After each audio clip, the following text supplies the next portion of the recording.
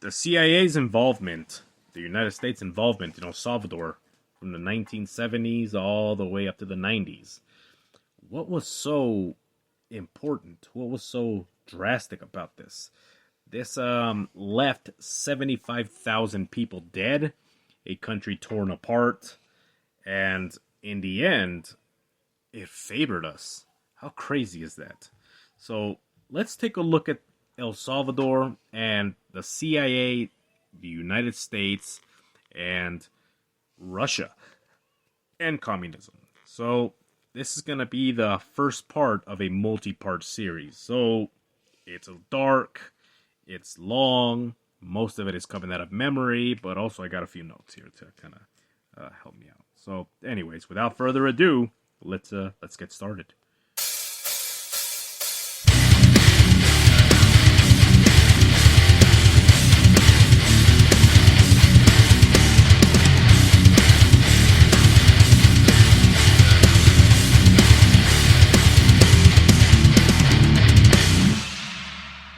Alright, let's start. The civil war between El Salvador's government and Marxist guerrillas began in 1980 and endured for 12 cruel years. Even for Central America's violent ways during the Cold War, the Salvadoran conflict was exceptionally bloody. It took roughly 75,000 lives and displaced more than 1 million people in this tiny, impoverished Central American nation of 5 million. Unwilling to tolerate an advance of apparent Soviet and Cuban-backed communism in its geopolitical backyard in what turned out to be the last phase of the Cold War, 3 successive U.S. presidential administrations, Jimmy Carter, Ronald-Reagan, and George H.W. Bush, provided more than $6 billion in military and economic aid to the Salvadorian government. The goal was to check the most formidable guerrilla insurgency, collectively known as the Farabundo Martí National Liberation Front, or El Frente Farabundo Martí para la Liberación Nacional, the FMLN. In Latin America's modern history, this effort was America's largest counterinsurgency and nation-building campaign after Vietnam and before Iraq and Afghanistan. At a 19th century castle in Mexico City on January 16, 1992, after a couple of years of exhaustion and sporadic UN-led negotiations, the Salvadorian government signed a peace deal with the Marxist rebels, to the surprise of many observers. The 1992 peace pact led to a complete ceasefire and demobilization over the next year that formally ended the civil war. Equally striking, the agreement reduced the Salvadorian military size and budget and authorized the guerrillas' transformation from a Marxist insurgency into a democratic political party.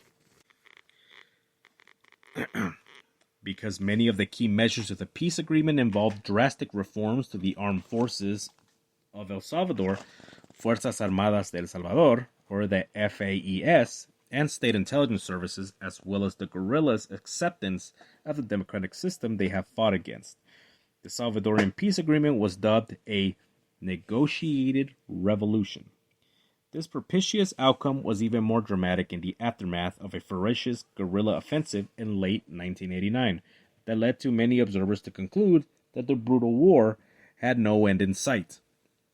In San Salvador in January 1992, foreign correspondents describe the therefore unimaginable sight of a sea of black and red guerrilla flags and supporters filling the main plaza in front of the Metropolitan Cathedral to celebrate the peace accord.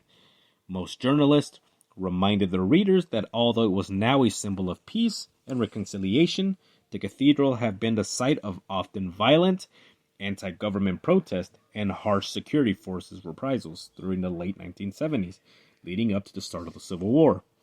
The cathedral itself was adorned with an enormous banner of the murdered Archbishop Oscar Romero, revered around the world for his gospel of non-violence amid El Salvador's savagery.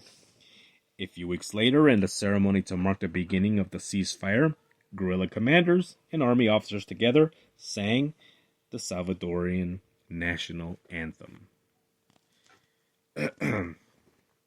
So, when people ask, what is El Salvador like? Back then or now, a journalist once described it as, if there was 10 serial killers loose in El Salvador and they were killing people left and right, no one would notice. So, but by today, El Salvador is a whale of a lot better. So, let's continue. Given the Salvadorian Civil War's remarkable resolution, it is easy to understand how many concluded that El Salvador appeared to be an American victory in one of the last battles of the Cold War. Washington had spent a decade and large sums in aid to the Salvadorian government to ensure that the Marxist guerrillas did not seize power. But to what degree can the outcome in El Salvador be attributed to American intervention? And what lessons can be learned about the effectiveness and limitations of U.S. intervention in Third World proxy wars during the Cold War? A decade later, these questions became more than the subject of historical interest. In the darkest days of the Iraq War, U.S. policymakers and commentators looked to the lessons of El Salvador to provide a path forward in the face of a vicious insurgency that seemed to be winning.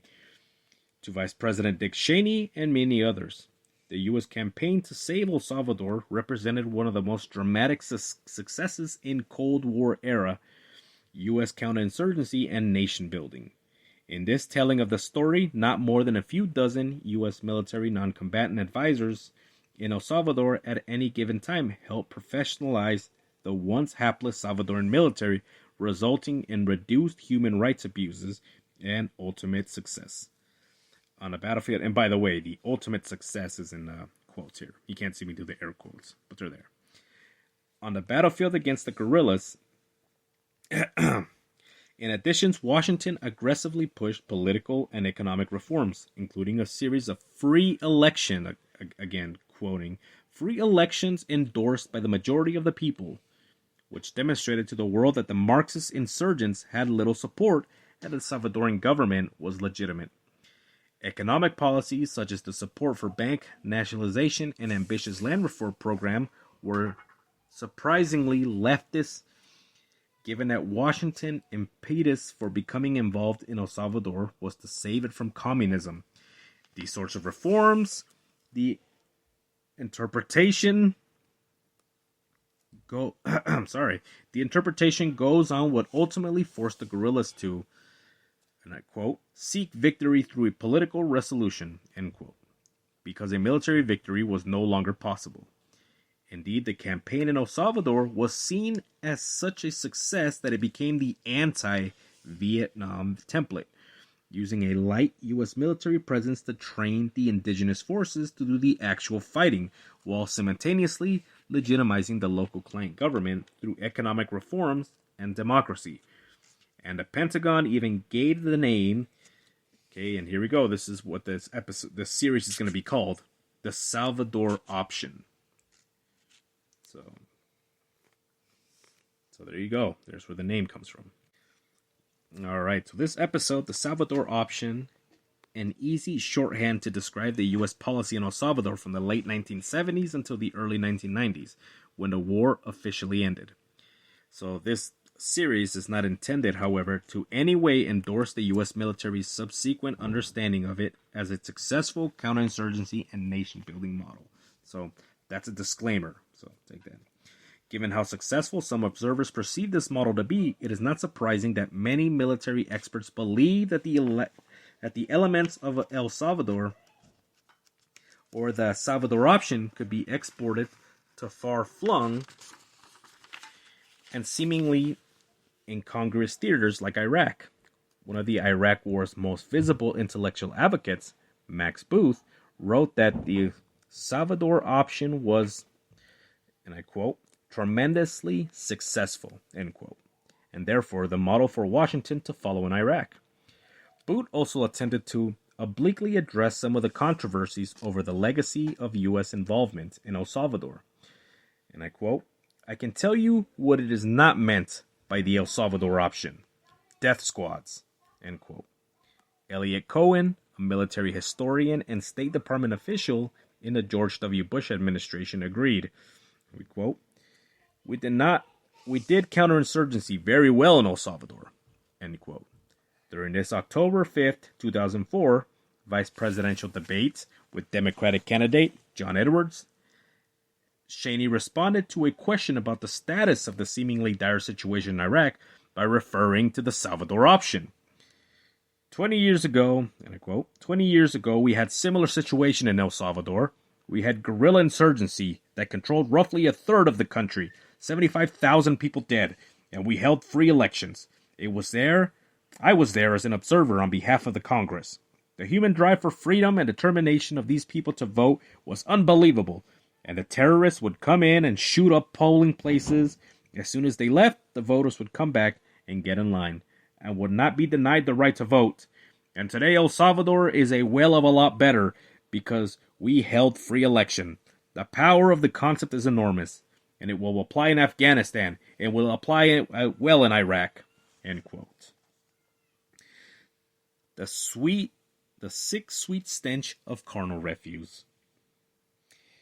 In contrast to Dick Cheney's rosy interpretation, many critics of the Salvador option told a much less honorable tale, one filled with some of the worst stories of Cold War atrocities and abuse.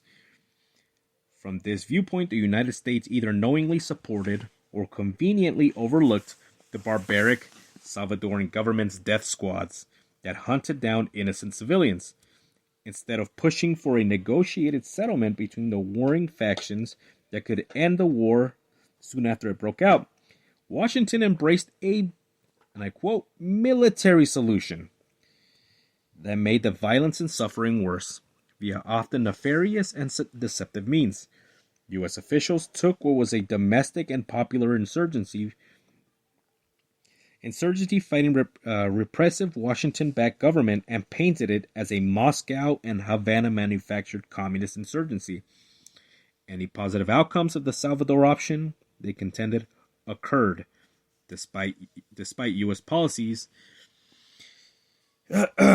So, if anything, Washington took credit for development that its politics or its policies until perhaps the very end of the war, in fact, had little to do with.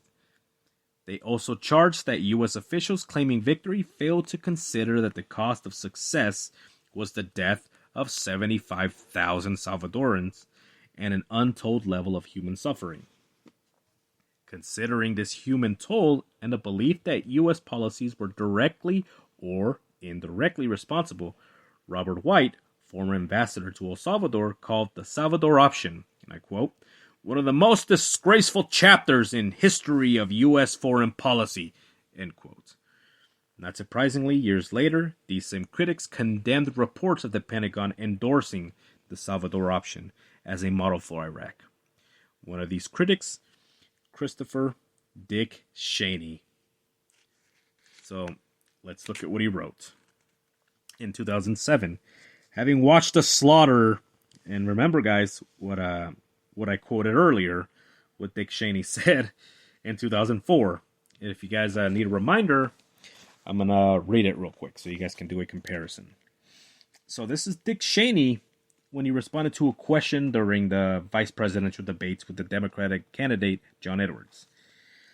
And I quote, 20 years ago, we had a similar situation in El Salvador. We had a guerrilla insurgency that controlled roughly a third of the country, 75,000 people dead, and we held free elections. I was there as an observer on behalf of the Congress. Man, that typo that he has on there.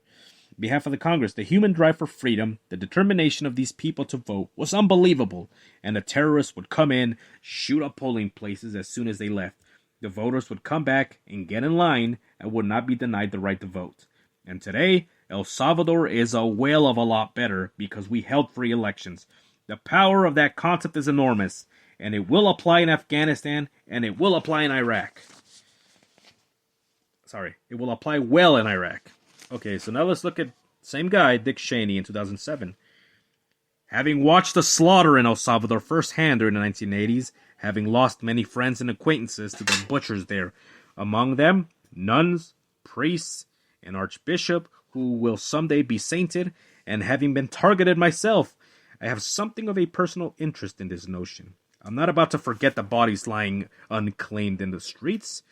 the families of the victims too afraid to pick them up lest they become targets as well. When I heard talk of a Salvador option for Iraq, I can't help but think about El Playón. Well, he didn't say it like that. He said it like this. El Playón, a wasteland of volcanic rock that was one of the killer's favorite dumping grounds. I'll never forgotten the sick, sweet stench of carnal refuse. There, the mutilated corpses, half devoured by mongrels and buzzards, the hollow eyes of human skull peering through the loose piled rocks, the hair falling away from the bone like a gruesome halo. End quote. In 2005, another writer, Jason Rowe, took issue with Cheney's assertion in the vice presidential debate. And I quote, as years of her continuing abuses attest, in 1984 Salvadorian elections, Cheney praised were little more than an attempt to provide window dressing for one of the world's most repressive regimes, giving it a veil of fake democratic respectability. Many opposing leaders were already imprisoned, exiled, or murdered, leaving them unable to mount such an electoral campaign. End quote. Writing in a Catholic magazine, America, for commemoration in the 25th anniversary of Archbishop Romero's assassination by rightist Desquach wrote further reflected, and I quote, to both American Catholics and Americans in general, the witness of these martyrs revealed the dark underbelly of the policies pursued by the United States and Latin America. As a region's poor suffered extreme deprivation and inequality, the United States lent its support to their oppressors, backing the dirty wars, coups, and human rights abuses of some of the world's most repressive regimes. These sobering realities to which people like Romero testified cut through the popular American mythology of the Cold War, in which the United States stood as a beneficent beacon of freedom in a world darkened by the threat of totalitarian communism. It was not the Soviet Union that was on the scene in El Salvador, but the poor. For years, the United States supported a Salvadorian regime that threatened both those in need and those who ministered to them in the name of God. End quote. In addition to this criticism that Washington's policies in El Salvador were morally reprehensible, others contended that they simply did not work. In April 2005, editorial of the Left of Center New Republican magazine explains how, quote, contrary to conservative conventional wisdom, end quote, U.S. policy in El Salvador was, quote, ultimately ineffectual, end quote. Other than that, and I quote, contributing to the death of tens of thousands of civilians, end quote. According to this school of thought, it was the winding down of the Cold War and a mutual understanding of the Salvadoran military and the Marxist guerrillas that neither side could win outright that was responsible for the ultimate outcome. We must also remember that a massive controversial role Salvador held in American society at the height of the war in the early to mid-1980s. It divided Congress and the American public into pro and con camps at the time when the wounds of Vietnam had still not healed. Churches and other solidarity groups became mobilized and influential. Indeed, El Salvador was a Rorschach test for seeing where people came out on post-Vietnam foreign policy, partly because Salvador never became the next Vietnam. The Salvador option, and other than receiving a surge of attention at what dire moment in Iraq and the Iraq War, is mostly forgotten today, despite the many important lessons its unfiltered story holds for understanding U.S. foreign policy, past and present.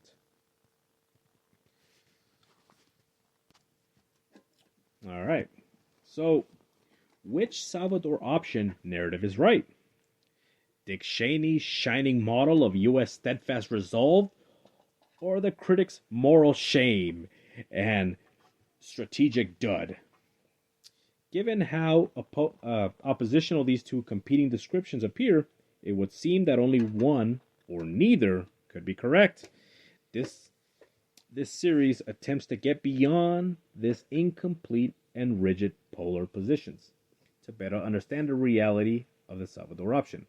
The third way interpretation does not aim to simply split the difference between the two conventional narratives. Rather, it offers a thorough and fair-minded evaluation based on the available evidence. Washington's lengthy campaigns in El Salvador rested on a pervasive belief that sustained U.S. involvement would bolster moderate civilian and military elements at the expense of the rightist oligarchs and death squads on one side, and the Marxist insurgents on the other. For its proponents, this grin and bear it approach, what can be called, and here I'm using quotes again, engagement, was seen as a least worst option compared to a host of unappealing alternatives that include a direct U.S. combat mission or disengagement to leave El Salvador to its own devices. And by the same token, it was the winding down of the Cold War in 1989 to 1990 that led the Bush administration to seek to disengage for what increasingly viewed as its Central American ulcer. This is not to say that this engagement was always effective or appropriate morally or strategically, yet understanding its Cold War logic or dichotomous we-they logic, axiomatic for most officials during these three presidencies, allows to put the Salvador option in the necessary historical, ideological, and even psychological context over this protracted period. So this series is going to argue much of the actual implementation of the U.S. policy in El Salvador was in fact carried out in largely ad hoc fashion in country without strategic guidance from Washington. Yet, while the Salvador option was never an actual strategy, if this is defined as a specific plan of action, U.S. involvement occurred with the overarching Cold War era anti-communism frame of reference that we call containment. The Salvador option was also squarely part of the post-Vietnam era, where even the U.S. military was wary of repeating such a protracted, expensive, and controversial war, which helps explain why Washington opted for the light footprint counterinsurgency and nation building by proxy versus a full-scale campaign. Yet, as we will see, there was much more than various key U.S. officials and agencies. They did not agree on which term or how the Salvador option should be implemented. Skeptics were not convinced by Washington's self-serving pronouncements to justify raw U.S. ambition, what French leaders Charles de Gaulle called, and I quote, power-cloaked in idealism. I should have done a French accent. Power-cloaked in idealism, end quote. Ambassador White was once asked rhetorically about El Salvador. What country the size of Massachusetts, where can you see the entire country from 9,000 feet from a helicopter? How can a homegrown revolution in that country threaten the security of the United States? It's actually a legitimate question, and one that could have applied to numerous cases of American involvement in putative geopolitical sideshows during the Cold War. But the answer, in part, is that rightly or wrongly, legions of American policymakers believe that the Salvadors of the world matters. So Salvadors meaning saviors. So that's what when it talks about these kind of things, when it refers to Salvador, it's actually using the Spanish word for saviors, not the country, but it's a wordplay, so it means both things. The Salvadors of the world matters to U.S. global strategic interests, and especially so close to home in the Western Hemisphere. If we define success narrowly, there is little question that the Salvador option achieved its Cold War strategic objectives. Much more difficult, however, it is determining what a human price, a toll suffered almost entirely by Salvadorians, not Americans. Another key argument is that contrary to what is sometimes assumed by both supporters and critics alike, U.S. policy in El Salvador was not solely military, even during the relatively hawkish years of the first Reagan administration. In addition, the Carter administration's hastily formulated policy to engage in El Salvador but stay well short of a full-scale American commitment endured through the end of the war in 1992. So I'm going to call that the introduction. I mean, there's a lot of stuff that we can go through, but you know what? Let's keep going. So let's see, where do we continue?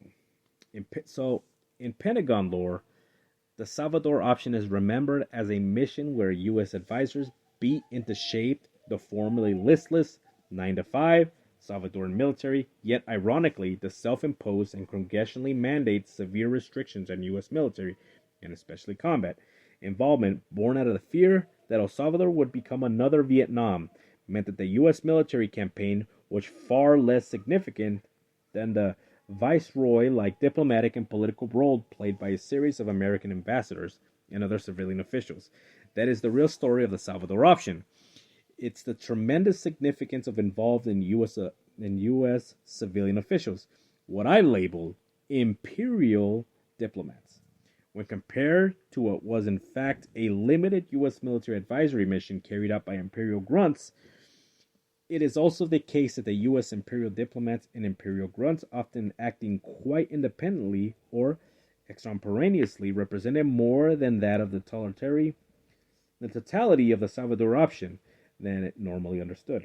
Some leading in the U.S. officials and private actors and groups did not always cooperate with the engagements, which they viewed as anti-ethical to their beliefs. So, in some cases, influential anti-war solidarity organizations circumvented that they viewed as immoral U.S. policies by protesting and sending humanitarian funds directly to the FMLN. That was a big, big thing back then. Conservative political circles in Washington that most visibly concluded Republican Senator Jesse Helms worked directly with hardline conservative politicians, at least one of whom was linked to death squad activity, to encourage them to ignore U.S. pressure on human rights or economic reforms. Public acceptance of U.S. engagement was hindered in the early years by the Reagan administration, often muddled rhetoric describing its Salvador policy, sometimes even by Reagan himself, which implied a more singularly militarized and unyielding approach than what it eventually settled on. So, part of this stems from the fact that on El Salvador, at least, Reagan's hardliners were either eventually sidelined or were never influential as their public bluster suggested.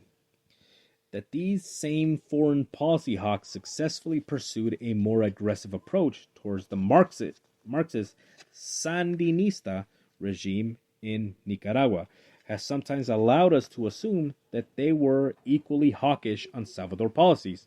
So let's make no mistake that the Reagan administration's moderation on El Salvador did not mean that it had somehow abandoned its broader anti-communist ideology or goals of preventing Marxism spread in Central America. Rather, echoing Carter's conversion to more hawkish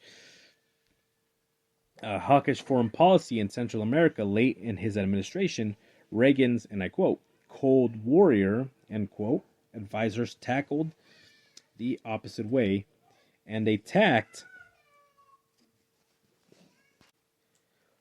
or simply vanished from the debate, and they came to see engagement as the most preferable means of achieving its goals of containing communist expansion in Central America. I know that's roughly 30 minutes of an intro. So,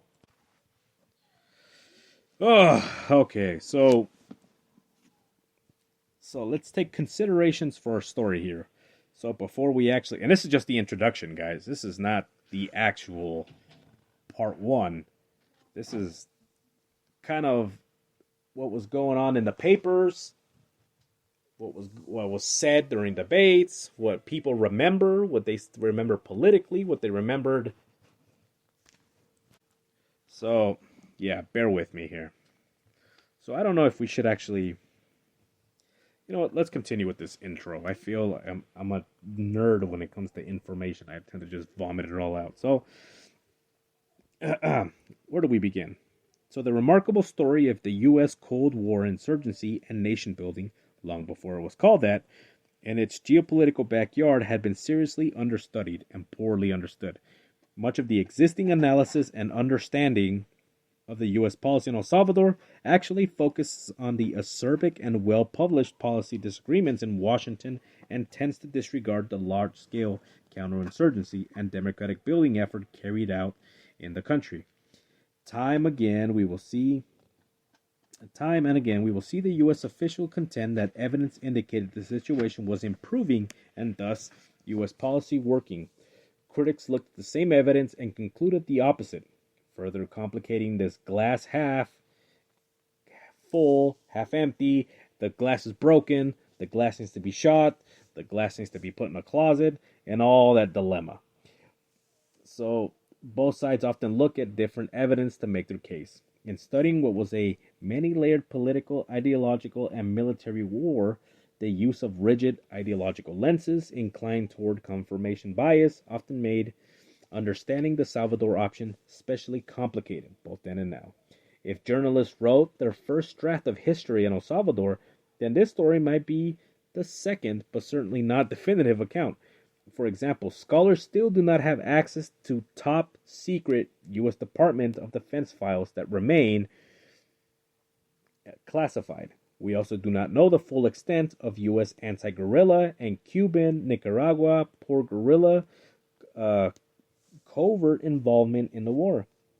Yet this series will benefit from tens of thousands of pages of declassified CIA, State Department, and White House documents as a sizable number of Salvadorian sources. To be sure, it's impossible to escape all of my ideological and methodological biases, and any claim of full objectivity would be simple pretense. But I nonetheless attempt to provide an unvarnished examination of this influential but poorly understood chapter in U.S. Cold War foreign policy. I assume that all relevant actors, both Salvadorian and foreign individuals and collective, have a reasonable sense of agency, were thus capable of committing both good and bad. I also attempt to apply a scholarly dose of skepticism to all actors, rhetoric knowing full well that, like us, they were capable of saying one thing and thinking or doing another. As it's almost always the case, details and evidence matter to getting a more accurate story. So, here we go. So where do we begin when it comes to all this? That intro was heavy, I understand. But in the next episode, we will actually dig down to this dark story. And the next episode will be El Salvador in the Cold War. So that's it. So if you guys are listening to this on Spotify, you guys can share it. You guys can do all that kind of stuff. And if you guys are listening to this on YouTube or watching the nothing on YouTube, you guys can like and subscribe, tell a friend, do all that fun stuff. So that's it for today's episode. Remember, guys, that if I almost did the outro to the old show. And remember, guys, just because you're paranoid doesn't mean they're not after you.